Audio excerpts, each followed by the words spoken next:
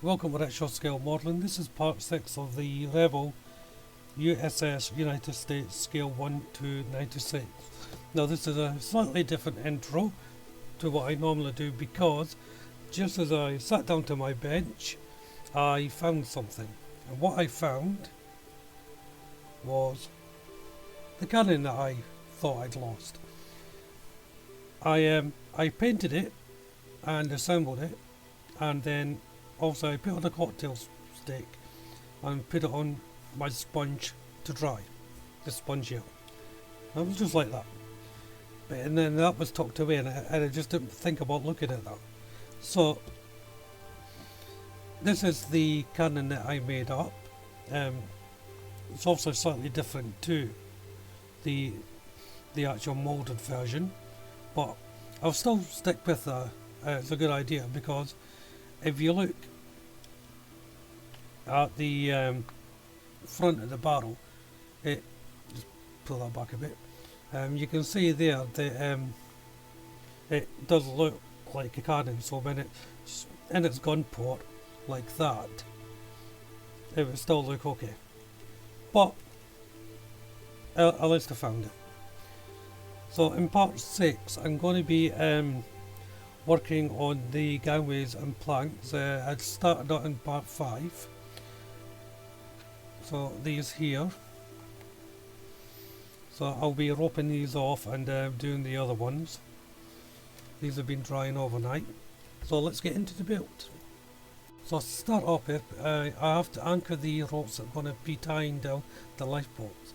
So I'm using my threader again here and placing it into the little ringlets or cleats and pulling the thread through. And I'm doing this for one side only. As I said, it's just an anchoring point. Next is to place the lifeboats onto the lifeboat cradles. These fit on just like any other lifeboat cradle. The keel just sits in a groove. And once they're set, it's time to pull over the cord from the anchor point over the lifeboats.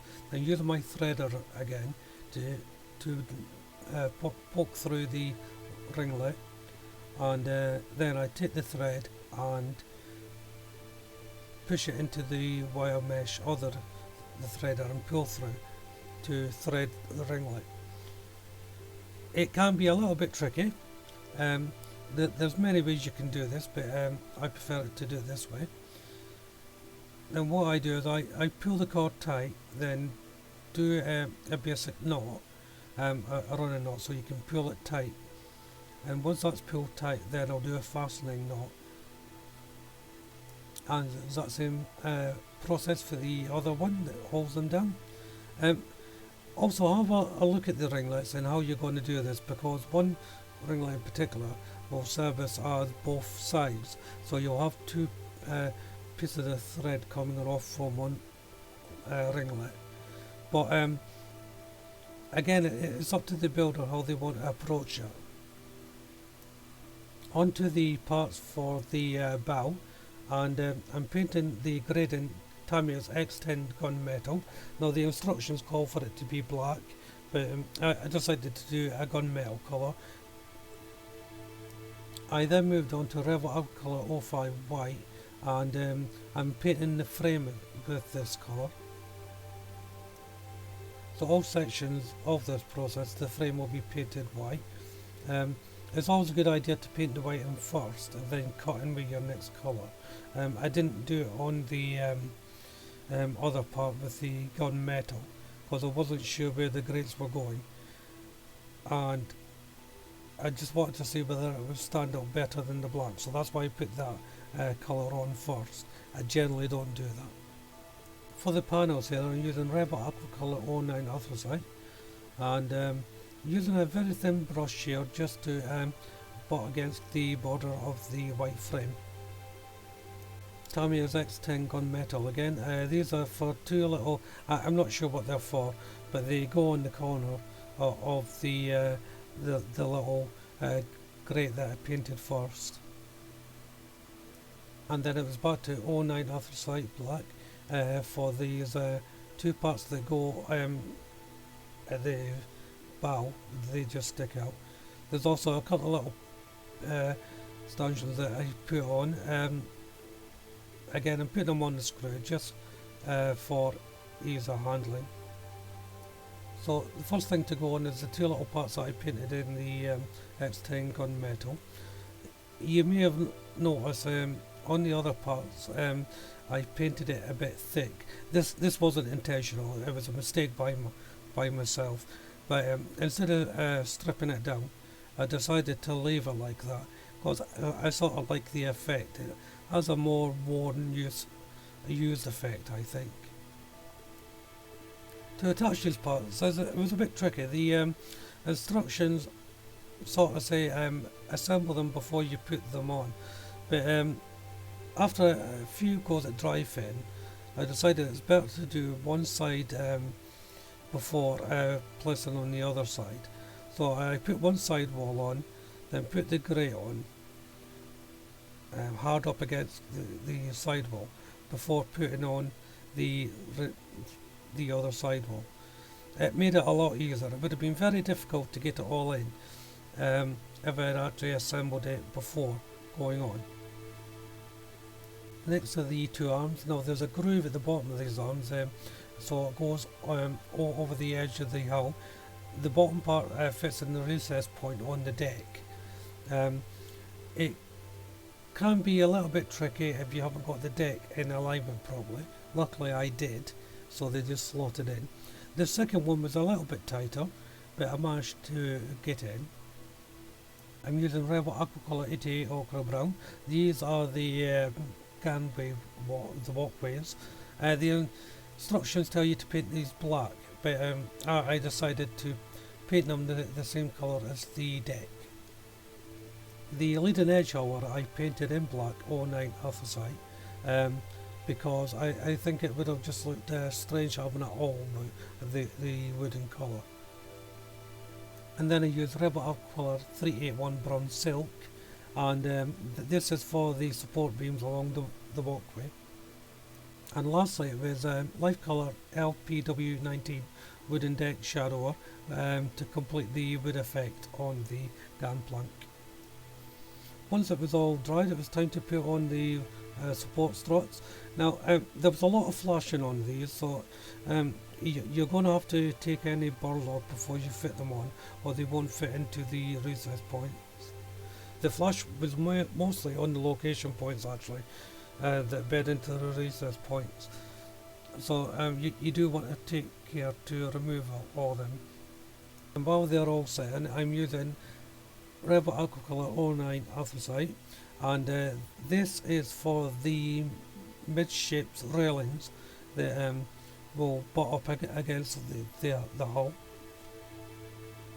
So the next thing now is to rope it all off. So I've got the piece of thread that they've called for, so I'm just making a simple knot and sticking it on the prong and tying that off first of all, making sure that I've got a big enough tail at the end for to fasten it off on the little ringlet or plate when I'm ready to do that. Each knot is going to be secured with a little bit of cement. Now remember, this cement won't actually stick the thread to the part, I'll just stiffen it up, but it will allow the knot not to come apart.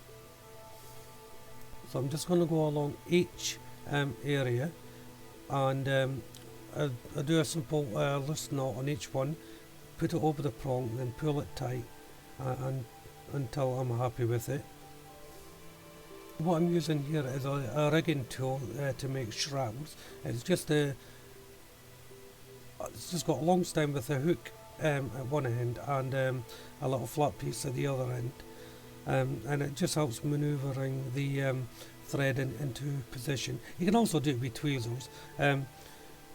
On this scale, tweezers is better, but I just thought I would get the tool out to show you. So I've made my loop, and I'm just tightening it up, pulling the string, holding one end of the part and one end of the string, and pulling it until it's taut, and then again a little bit of cement. So I'm coming to the end of the first rail. And to tie it off, I'll just do a double knot on this one, then leave a tail end before I go on to the opposite side. Now these walkways will have 4 lengths of rope running down them, so I'll be 2 at the bottom and 2 at the top on each side. So now all 4 are done. It's time to use the thread puller and put it through this Sclae here, and then I'll be pulling all 4 threads through the little hole. So once the puller's through, this is why these things are essential, because you find it very difficult to get 4 pieces of thread through the tiny little hole. So having a threader like this is really essential. And even having difficulty getting all 4 pieces in the actual wire before I pull it through. But once I got it in, it was just a matter of pulling the cleat through. And once it's through, just move it into position and use a little bit of cement. You only need a tiny little drop of that. And once I've done that, I just use my tweezers and push up the cleat to the recess point for the cleat, and that just holds in there. I will then add another bit of cement on the actual thread, again to stiffen them up. Later on I will put a little bit of super glue on it as well, so I'm not having to tie it off. This will bond it all together, and then there's super glue now, and then I'll be able to cut them all off when it's dry. For the midship rails, it's basically the same process, but this time I'm tying them off while they're on the sprue. Now the reason for this is the supporting prongs are very thin, and it'd be easy to bend and snap them if they're off the sprue, and it's easier to get a tighter tension when you're doing this on the sprue for this particular one. So just coming up to the last one now, and that's them all done. So it's 2 on each side there, as you can see. Now it's time to just cut off all the loose ends. Placing them on is fairly straightforward. They just go on top of the gun port walls here, and it butts up against where the mast is going to be, and it's just a matter of putting a little bit of cement on it and gently pushing down once you get them in place. Then it's the same for the opposite side, just a little bit of glue, and then just place them on gently. Again, the midship rail ones are slightly different. They actually come in 2 halves, and they have recess points on the midship area. Now I would suggest putting the outer one in first, and there's little location points where they just slip into.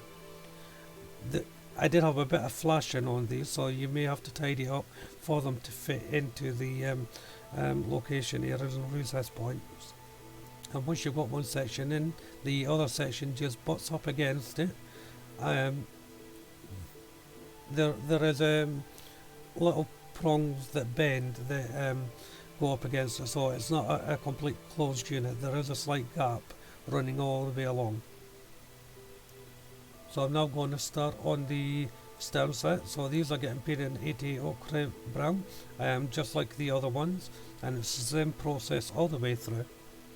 These ones, though, you do have to trim to fit. It tells you in the instructions to do this.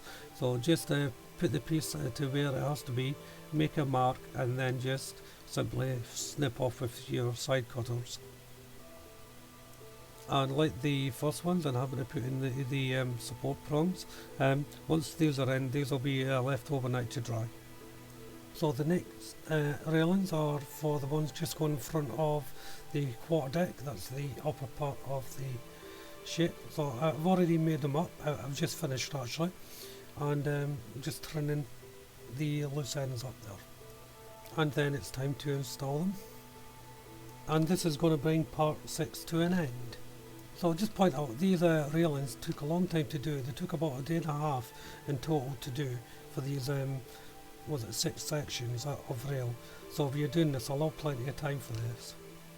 In part 7 I'll be starting the mast, which will be the jib boom, In the meantime, why don't you check the other videos on my channel, hit the subscribe button, throw me a like if you enjoyed what you've seen, and indeed leave a comment. But for now, thank you all very much for watching. Bye bye.